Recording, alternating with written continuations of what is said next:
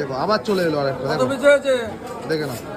ইলিশ cutting হচ্ছে non stop, কোনো তাড়াতাড়ি নেই, শুধু কাটবে শুধু কাটবে। ইলিশ সিজন শেষ, তাও কিন্তু বন্ধুরা এত সুন্দর ইলিশ, মানে মন পুরো ভরে গেল বন্ধুরা। কোনো কথা হবে না, ইলিশের কোনো তুলনা নেই, কোনো তুলনা নেই। দেখো ইলিশ খেলে এরকম ইলিশ খেতে হবে, ইলিশটার নাম করতেই হবে, ইলিশকে নাম করতে হবে, একেবারে মুখে লেগে থাকবে।